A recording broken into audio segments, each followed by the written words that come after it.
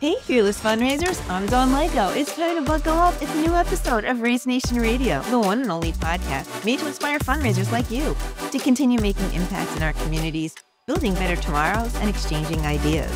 So whether you're a trailblazer or a seasoned pro, you'll pick up the trends that transform your fundraising, and together we'll dive into lively conversation. And we'll chat with industry-leading fundraisers and thought leaders to explore hot-button issues and innovative ideas. So stay with us for the next 30 minutes while we inspire you to embrace the future of fundraising. All right, let's get going. Welcome back to Raise Nation Radio. If this is the first time you're joining us, well, thank you for tuning in. You have about 140 plus episodes to catch up on, but we're so glad that you're here. We hope you love this channel and its content and stick with us and part of the Raise community for a very long time. If you've been with us before, welcome back. We hope you're enjoying the show. Thank you for making it so popular. And just thank you for being part of the Raise community and what you do every day to build better tomorrows for all of our communities. So a little fun fact about Raise Nation Radio, it was born out of the Raise conference. If you're not familiar, Raise takes place each year around the September timeframe, right after Labor Day. It moves around a little bit. This year it's going to be in Nashville, Tennessee. And it's just a really great place for thought leaders, nonprofit professionals, industry innovators to kind of come together and learn from each other. There's about 40 CFRE sessions, and it's really taken on its own community. And in 2021, it was like, well, let's reach a larger audience. And how are we going to do that? Well, we do that in lots of ways, but one of which is this podcast. And so actually have some Raise attendees in the house that we're going to get to know. We're going to talk about Raise, but we're also going to talk about their great missions. So Carley is with us from the Ronald McDonald House Charities from Southwest. We all know and love that brand. She's the development coordinator. And Jodie Weiss is with us from Child's Play. One word, guys, Child's Play. Just that's it all together.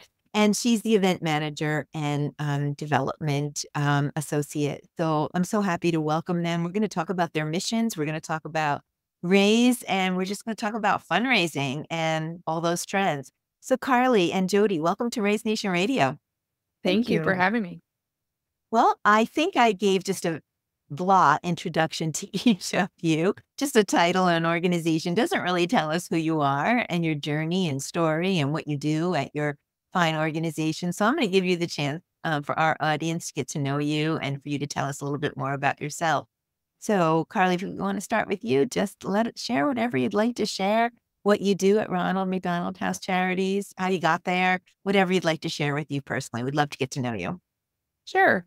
I have been with Ronald McDonald House Charities of the Southwest here in Lubbock, Texas, for about a year now. So I'm still pretty new. I think the brand is so familiar, but it's really common for people to not know exactly what it is that we do. And our main program is the house.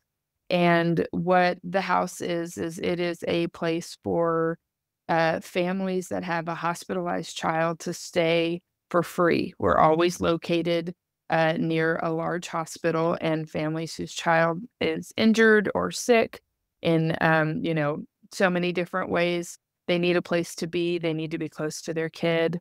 And that's the main program that we offer. We also have family rooms in hospitals that serve families in a different way. I am the development coordinator. I primarily do events, which is my one cause connection. And I also manage our McDonald's relationships, so the relationship that we have with McDonald's franchisee owners.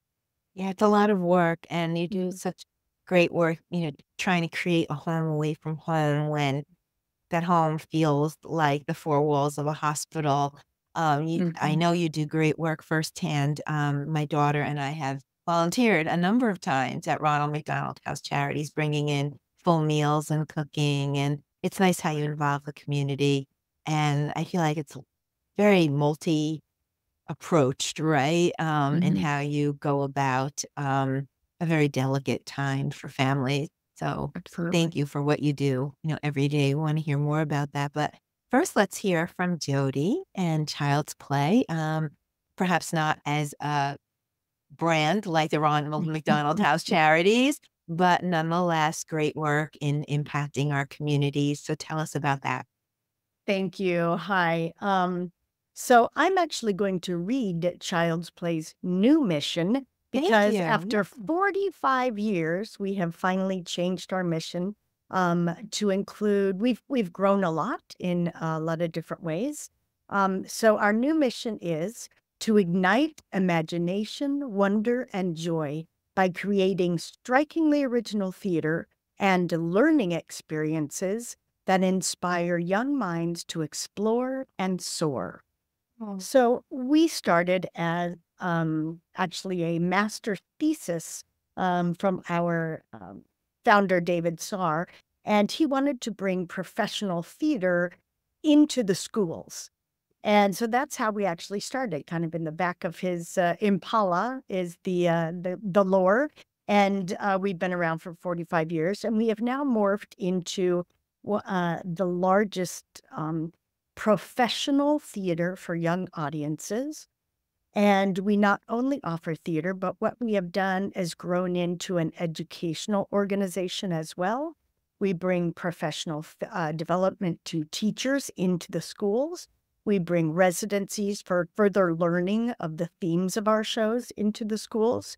And we have developed what we like to call baby theater, just lovingly, because what we have started to do is really explore that early theater and using the same principles of dramatic play with as young as a year old and then moving all the way up. We typically go to about 18 years old. And we also have an academy here that we teach, summer school and things like that. It actually goes year round now. But we've really developed from a professional theater. We're all professional artists, directors, designers, and our chosen audience is families, young people and families. Oh, wow. I love that. Having a daughter who grew up in musical theater as her side hustle to, junior high school, and what do they call it? Middle school now. That was my day when they called it junior high school, right? But middle school and high school. And it's just such a beautiful outlet for students. And it's nice to see an organization keeping that alive. And I love your new mission. Congratulations. 45 years. That is a milestone for sure. And how long has the Ronald McDonald House Charities been around? We have some longevity here. Yes, we definitely do. Yeah, we're celebrating 50 years this year. The entire organization. So the first house in Philadelphia. Our Mercy of the Southwest has been around for 36 years. This is our 35th year. That's a long run. Yeah. So Ronald McDonald House Charities started in Philadelphia? Yes. Is that what I heard you say? Oh, wow. Yes. Yeah, the really inception of the entire organization was a Philadelphia Eagles football player whose child got very sick.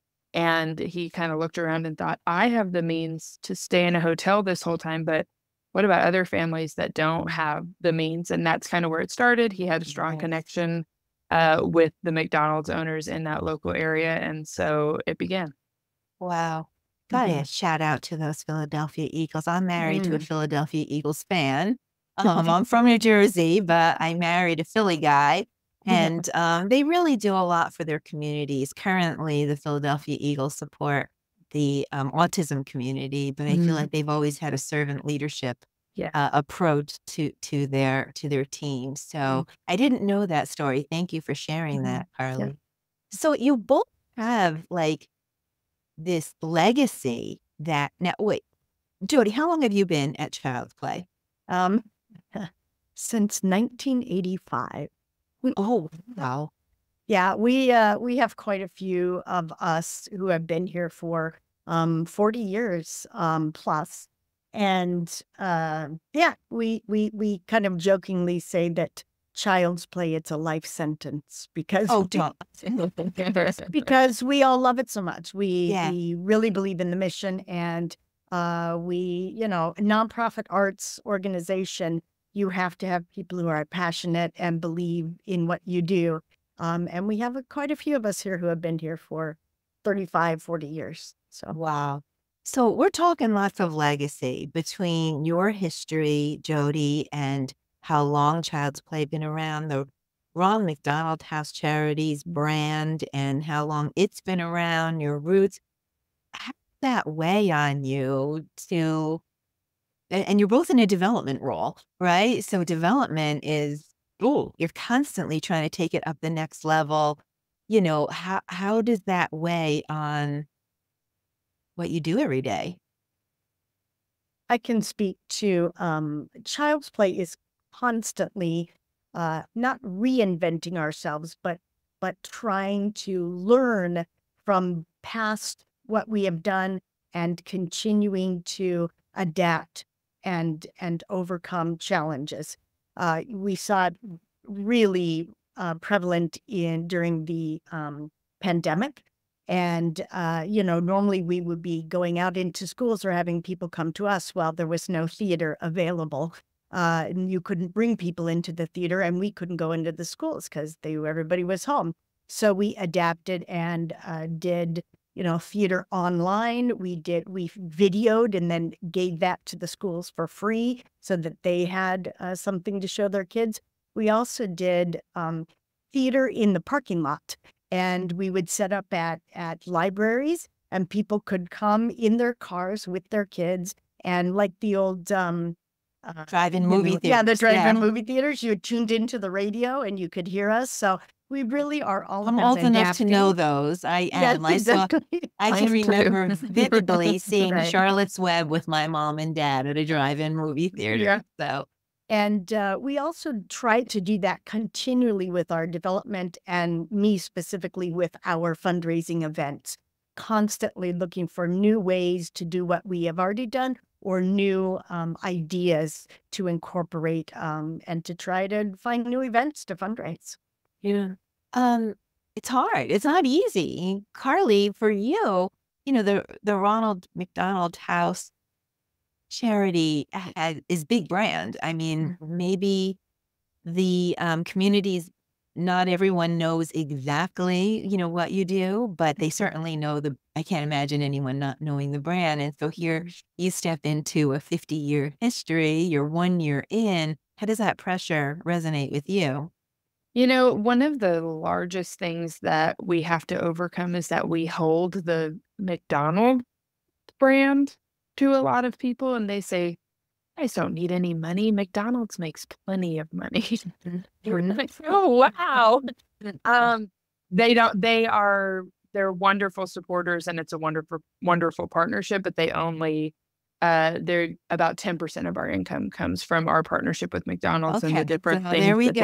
And you can fact check that. Let's level set. It's only 10%. Bring it on back. Yeah, exactly. Okay. Very good. Thanks for setting us straight. Yeah, but it's difficult because especially when your job is in development for the brand, and people very quickly connect the two, and we love that connection. It's so important to what we do, but it's also a bit of an obstacle when you are fundraising that people automatically assume, people are funny. They say funny things. McDonald's has plenty of money or whatever to your face, but it's I particularly spend a lot of time kind of debunking that myth and helping people understand we still very much need our local community's involvement. Yeah. Wow. That's a big hurdle for sure. Mm-hmm. All right. So I'm going to ask you now, how do you go about that education? And of course, I'm leading you to water. I'll shameless plug here. You both attended the RAISE conference. And I'd love to hear when you attended, on what that experience was like. But is that a good resource to help you stay on top of trends and innovation and keeping your brand fresh and developing in new ways and helping you grow your impact? What experiences did you have at RAISE, and how have they helped you and your teams? Whoever wants to start. That was a big question, a whole bunch of questions wrapped up in one. Well, I think Jodie and I are on completely separate ends of the spectrum in the way that When I went to Raise, I had been working in fundraising for 5 minutes, like not very long at all. So was that Like last year? Were you there yes, last year? I just went last year. I taught choir. I was a high school choir director for 12 years before that. So I had a completely different career. Uh, and this was like drinking from a fire hydrant, just trying to write down as many things and know as many things as possible. So you were new in your role, Yeah. and what sparked I need to go to Raise? Like how did that all come together? Coming into we had a complete development turnover. So our development director was in the process of being hired. I was the lone development person. They had a lot of confidence in what I was going to offer. Well, they did not know anything. And one of the main things was, both of the people that know how to use OneCause, they don't work here anymore. So we really need you to figure out how this works. And so I was spending bless Ryan Love, who did That's wonderful. Well, that's a wonder. All of our customer success managers are wonderful, but Ryan Love would certainly understand because he came from development from Big Brothers Big Sisters before he joined OneCause. So I'm glad to hear that he empathized with you, but I'll let you absolutely and answered my 100 questions. And he was so kind. And it was really right when things were moving over to the fundraising platform. So he was like, it's kind of better. You're just going to learn everything brand new. You didn't know the platform before. But we spoke so much. And then I started getting information about Raise. And I brought it to my CEO, and he was like, yeah, let's do it. He went as well. And you went, great. Oh, so you went alone. And our new development director, she had literally been working here for like 2 weeks. And so it was great for the three of us to do something together. It was great to be learning all at the same time. And for me, it was just I think I have an entire notebook worth of notes from the Raise. Did you get a little Raise notebook? Yes, and just wrote down as much as humanly possible. Right here. They're all on my desk. Every event that we have at OneCause, I'm like, I'll take 1 or 5. Yes, absolutely. I hope my CMO is not hearing that right. Yeah. I take a little stack for myself. I love those little notebooks. They're so cool.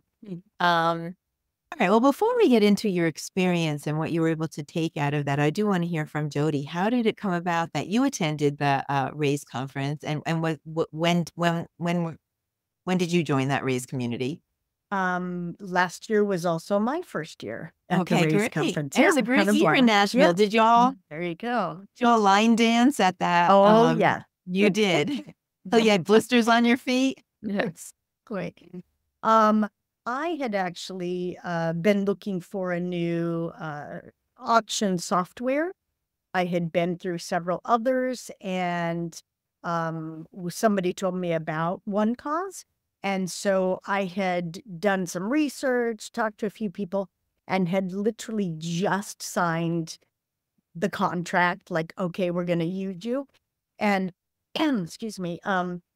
And then I got the Raise notification. I'm like, well, this is perfect. I can go, I can talk to people one-on-one, and they were amazing. They really kind of walked me through the software, which was lovely, great introduction to it. And I got to go to Nashville and go to all those other sessions as well. So it was perfect timing. Oh, good. It's interesting about Raise, though, we love to talk about our product, of course, especially the OneCause fundraising platform. But we're actually a sponsor of the Raise conference, and it's not really a user conference. People would be surprised that the majority of the attendees are not OneCause customers yet. I'm going to put the yet caveat on that. But it's nice to know that our customers are taking advantage of the resource. We love content at OneCause, love it. And we try to put it out in all different forums, all different channels, like this podcast, our webinar program, infographics, ebooks, blog, whatever we can do to help. And 8 years ago, it was decided, well, you know what, let's have a conference. So I do want to talk about your experience. We talked about the sessions, and, you can earn up to, I don't know, if you attend every single session that there's a time slot for, if you can get up to 9, maybe even a little bit more, Well, all in all, we have about 40 CFRE sessions. They're all credited with CFRE. But then there's the networking events and the sponsor pavilion, and we try to keep the sponsors tight so you have time to see everybody. But let's talk about the experience, any aspect of it, whether it's the networking with other peers, whether it was last year with Siri Lindy or keynote, the line dancing, we can talk about that, or the food or the town or the session. Just let's talk about some of the experiences at Raise and what really stood out for you. I can go. Great. So yes, I loved the line dancing, loved Nashville. It was fabulous. It was really a great conference. I again, because I have been doing this for a while, I was kind of very specific in the things that I wanted to, kind of learn and go and see. Of course, for me personally, I'm always looking for the holy grail of what can I do besides a gala with a silent auction fundraiser. Yeah. But above and beyond that, I was very interested in some peer-to-peer fundraising because we have not done a lot of that here. And there were a few different sessions on that, and those were very, very helpful. And I, like Carley, took many notebooks full of notes, and I still refer back to those because when you hit lulls, as we all know, going to a conference is great. It really revitalizes you. You come back with a gazillion ideas.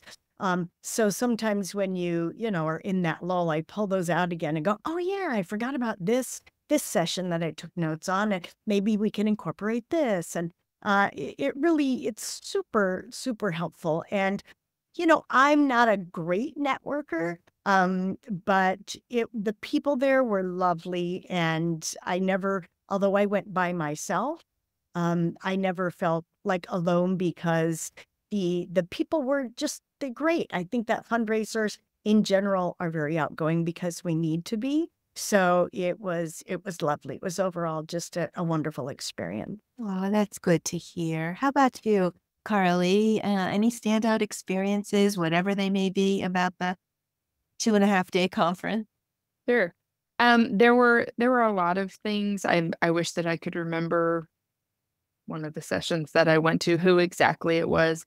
But she called it the Fearless 15. She gets to work 15 minutes, sets the clock, and does all the things that the things you put off, the things you're like, oh, I just don't really want to do that right now. So you put it off. And she said, just make yourself do the things that you would, that changed the way I do my day. That's like a very general work thing. I guess anybody could use that at work, but just knowing I'm going to get all of those things out of the way at the beginning of the day. And then I had a gala with the silent auction hanging over my head, knowing that it was coming. So there was a really great, it was a charity auctioneer that has seen it all and talked about the little tiny details of an event like that and what to do and what not to do and interesting things that he's seen and different ideas. And that was a wealth of knowledge for me as well, getting ready to do an event like that I had never done. And I absolutely followed most of his rules. Really tall centerpieces. He was like, don't do it. Your auctioneer can't see the people at your table. Who else says? I don't know who that was at Raise, but you know who else says that? Reggie Rivers. He wasn't at Raise. Reggie Rivers typically will help MC the Raise conference, but he did have a touch of laryngitis last year, and so we had Shauna Adamek and Jason Champion with us last year. But I know Reggie always talks about that. He even has this great PowerPoint slide where he'll show, a ballroom with low centerpieces, and then he animates large centerpieces and how it obstructs the visibility. I'm like, oh, yeah, that is a problem. Well, we're going to talk a little bit about how you brought all of this information back to your team. Jodie, you touched on that a little bit, but I do want to touch on how it becomes actionable for you and your team. But we do want to pause for one moment for this commercial break, but we'll be back shortly. Howdy, Raise Radio. This is Kirsten Hill, Director of Nonprofit Solutions at Firespring. We are dusting off our boots, looking forward to speaking and exhibiting at the 2024 Raise Conference. As a full-service marketing company specializing in nonprofits, we know how critical it is to promote your organization and events. Visit firespring.com/raise for a special offer for Raise attendees. That's firespring.com/raise. We look forward to seeing you in Nashville. Yeehaw! Welcome back. We are talking with development people from Ronald McDonald House Charities and Child's Play. We're getting into seeing ahead of trends and fundraising and innovation and how you do that. And we did land on the Raise conference. We were chatting about that a little bit. But I'm going to ask Jodie and Carley a little bit about attending these conferences. So here's my shtick here. Conferences are great, right? You meet people, you network, you grab a bunch of business cards, you learn this, you learn that. It's rapid fire, session after session, notebook after notebook.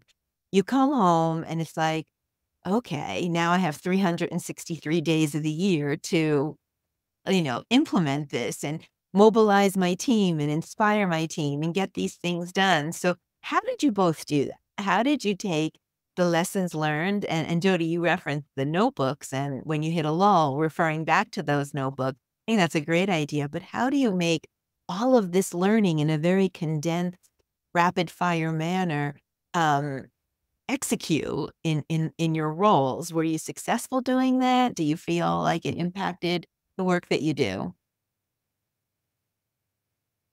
I'll go. Sorry. I'm waiting for Carly. Carly. So to me, it's quite humorous that you say team because you're looking at the team. Okay. We are a very small Wait a minute. So let's nonprofit. stop there. But you're both in development and both teams of one, or what? No, events. I Oh, am okay. the Got it. events human person. You're the team. events human. Got it. Yes, Okay. exactly. So I manage our gala every year, as well as about 6 other kind of smaller events. Oh, that's a lot of work. it- Just one event is a lot of work. Yes, but so for me, it was really making sure that I took good notes for myself. Certainly, I had to come back and present, or not had to, but I did come back and present lots of my learning to our managing director and our development director. But they, because I've been in this position for so long, they are very trusting of me and said, look, if this is what you think, we need to do, we need to use this one cause now and try this, etc. Go for it. That's great. So I'm very lucky in that I have their support 98% of the time. And We won't talk about the 2%. yeah, right. Mostly it's just that I have to convince them that other 2%. But yeah, so I'm lucky in that way. Unlucky in the fact that, it's pretty much just me and then whatever committee I have. But yeah, so I learned a lot, and I'm still trying to implement those more of those peer-to-peer fundraising ideas that we learned. But overall, I was able to implement many of the things that I learned at Raise. Yeah. Good for you. It's good that, the time and the money and the travel is well spent, and that you're Yeah. putting it, to good use. And I love that. I love combining that peer-to-peer aspect with an event and mobilizing, your guests and your sponsors. We've seen a lot of success with the One Cause fundraising platform and their fundraising pages, which allows, you to do little side fundraising and all of your guests and sponsors and their guests. So yeah, good luck with that. If you need any help, we have plenty of content, and we'll be happy to send that your way. Carley, how about you? How did you take all of Raise into a notebook, into your luggage on the way home, and then actually make it actionable and implement some of those lessons? Really similar to Jodie. I check back, and because who can remember everything that they took Seriously, in I don't know what I in had that for short- breakfast. Exactly. So I check back especially when I'm coming up on an event that I remember, oh yes, there was some really good content from Ray's that I should go back and double check. There's also a wealth of knowledge in the I can't remember what it's called, all of the customer support for One Cause, where they have One not Cause just University? that's what I was trying to think. Yeah. Not only for how to use One Cause, but then many people I know that are in customer support did development and did events. And so they have made so many comprehensive guides and checklists and things of the sort that are usable. But I went to one session that was like diversity and inclusion and what it feels like for people outside. If your organization can tend to look all similar, what it looks like, what it presents like to people, to a diverse population. I loved having that in mind as I was creating, we do a gala, we do a golf tournament, we do a big blah, blah, blah sports luncheon, and then whatever various events. But just understanding, what does this event look like outward facing to our community? Does everybody feel like they're invited to this event? Does everybody feel like they belong at this event? And because our mission is for every single person, we're not pointed in one socioeconomic category. None of that. It's really for everybody. So there were some really interesting things to keep in mind in that particular. Agreed. Yeah, Yeah. for sure. Events shouldn't look like, one culture or race or religion or population versus the other. And sometimes it's easy to get into that because you're just looking at the ticket numbers, right? And are we, where we need to be, and not necessarily looking at, what that outside lens is looking at. And so there's a lot of talk about that. I'm looking forward to this raise because we're talking about, DAF fundraising and trends and integrations and diversity, equity, inclusion, and AI, and more AI. And there's so much going on. So we call this the raise craze here at One Cause. And it's a lot. It takes a full year, if not more. We're already looking at Raise 2025 and 2026 because it just takes that much to lift it. But let's talk a little bit more about your missions. We talked about what you both are doing, to stay ahead, to carry the weight of your legacy, to, be future thinking and forward thinking in your development. But if somebody's listening and now we know that McDonald's only supports, and I don't want to say only, but supports 10%, and there's still a 90% way to go. And Child's Play wants to get out of the gala and auction and, to go next level, but you're, teams of not that many.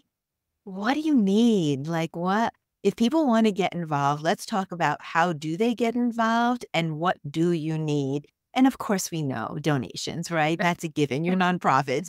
But what else do you need? And how can people get involved? So whoever wants to jump in first, because we're going to put all this in the show notes. So somebody might be looking forward to it. I'll go first this time. I keep making sure I go first. Sorry. Obviously, monetary donations, which is the majority of what my focus is, but we run a full house. So everything that you need in your home, we need in our home, and we want it to feel as homey as possible. So lots of in-kind donations, snack donations, and full-size toiletries, and anything and everything that you can think of in a house. Paper towels, toilet paper, laundry detergent. These are all things that we need, and that if we're having to purchase them, it's a huge expense for the amount of people that we're serving. So all of those are great options. We also, like you said, we have people that cook meals. Our families are provided at least one hot meal every day. And that's usually dinner. And it's a really important time for all of these people that are going through something similar, to be able to catch up on their day. How did your day go? Did you guys make any progress? Was it a good day? Was it a bad day? Those meals that volunteers are coming in and cooking are providing a lot more than just a warm meal in their belly. It's providing a moment of community for these families to realize that they're not alone. So great volunteer opportunities. We also have what we call house chores, where people do all your normal fun house chores, like what you You do. don't think about that. Like, you need soap and the floors mopped, just like every other house needs soap and the floors mopped. Absolutely. And it's of the utmost importance that the house is super clean. Yeah. Yes, because everybody, most people are dealing with a child that's immunocompromised. So we want to make sure that they feel like this is a very safe place for them to be. And how can you get involved before we move over to Jodie? You can go to rmhcsouthwest.com. All of this information is beautifully laid out by our communications coordinator, and anything and everything you need to know is there. You can also follow us on Facebook, Instagram, TikTok, LinkedIn. We're in all the places. All the places. We'll get that on the show notes, so nobody has to take notes right now and try to remember the URL. We'll get it all in the show notes. But Jodie, how about you? What is it that you guys need most aside from the donations, and how to get involved? A vacation? Is that for you personally, Jodie? Yes, yeah, that's for me. Oh, I see. I'm just kidding. Again, obviously donations, right? We're a nonprofit arts organization. We get very little from a few people. Yeah. The arts are incredibly important, and we are constantly trying to prove that. And we can, of course, over and over and over again. But it's just a societal thing right now when there are so many very important things. Obviously, the Ronald McDonald House, hugely important, especially if you have someone, especially a child, in a situation like that. But I think that, like Carley said, we also could use lots of in-kind donations. We run an academy, which means all of those teaching supplies apply to us just like they would a teacher in a public school. We also provide professional development for teachers, which includes a lot of page to stage, meaning those books that we would love to provide those teachers and helping them bring those books to life in their own classrooms. Those would be a great donation, as well as construction. We always need help with sets and costumes and things like that. That would be lovely. So if someone is has that particular skill and wants to come volunteer, fabulous. Again, childsplayaz.org is our website, and we welcome one and all. Yeah, we're going to get that in the show notes as well. And, you're so right. My daughter was involved in a number of productions, and I'm typically enlisting my husband for those things, right? Like, they need help. Go build a boat or something for the Little Mermaid or whatever was going on. But it's a lot of work, just one little boat, right? Like, it's a lot of work behind the scenes. But I have to tell you, when I look back, our audience, and I've been with One Cause for a good amount of time. Not as long as Jodie, you've been at Child's Play, but a little over 13 years now. My kids have grown up with One Cause, and I was talking with my husband not that long ago, and she's been very involved in a lot of things, as has my son. But the best memories that we have are definitely when she's been in anything with the performing arts or musical theater, and it is very important.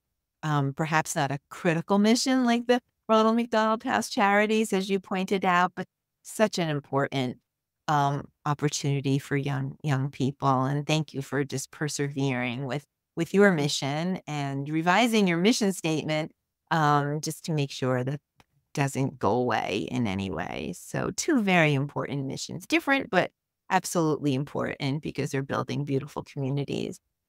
Well, I was just so inspired talking to both of you. You're so committed to what you're doing, evident in that, you're not just at your desk every day. You've branched out, you've joined communities like Raise, and you've brought all of those lessons, back home, and hopefully you're implementing them all. So thanks for chatting with me today, just about Raise and the Raise community and fundraising and all that good stuff.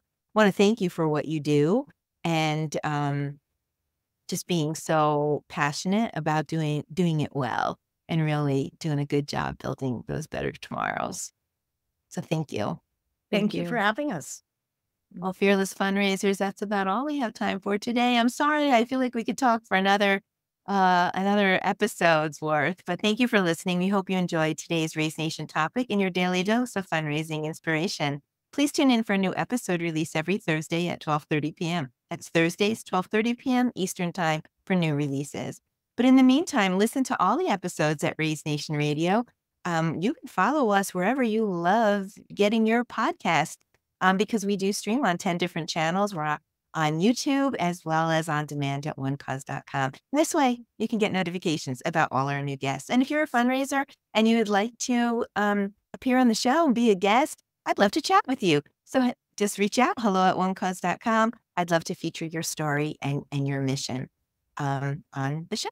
So I would like to thank our sponsor, FireSpring, for making this episode possible. FireSpring works every day to create websites, along with other tools and resources that make nonprofit marketing and fundraising easier and more effective. Check it out, firespring.com/raise, because they've set up a special page as a Raise sponsor for a free audit of your nonprofit website.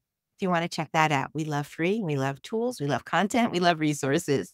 A huge shout out and thanks again to my guests, Carley and Jodie, for just being sharing their authentic voice and sharing some of their experiences in the crazy maze of development and fundraising. Thank you again for being with us. So enjoyed our conversation. But I'd like to ask, as we ask all of our guests, would you like to leave us with some last words of inspiration? Whoever'd like to go first, Jodie or Carley? I found a great quote that I think is fitting for small nonprofits in particular. Never doubt that a small group of thoughtful, committed citizens can change the world. Indeed, it's the only thing that ever has. That's by Margaret Mead. Oh, I love that. Powerful, fearless. I love that. That's a good one. All right, Carley, bring us home. I think for me, I made such a huge career shift in, especially because I was in a career. Teachers feel like this is my career forever. I got a degree in this. This is the way this has to be forever. I just want to encourage anybody that feels like it's too late or I'm too far down the road. I can never make a change. You never know what's on the other side of a change and making a big step. This is the best change I've ever made. There's always new things. Wow, that was two powerful pieces of inspiration. Thank you both so much. So small groups making big impact, and it's never too late to make a change. We're going to get all that and more in our show notes. Carley, Jodie, I'm so sad to say goodbye, but I wish you all the best of luck. If there's anything that you need, please reach out to your Raise community, to your One Cause family. We're here to help. We love putting out good resources, and we want to help you grow your impact every day, not just 2-day Raise conference or when you happen to call One Cause support. So please lean on us. We're here for you. Thank you. Thank you. Thanks again so much. That's a wrap. Until next time, I'm Dawn Lego. This is Raise Nation Radio. You stay fearless out there.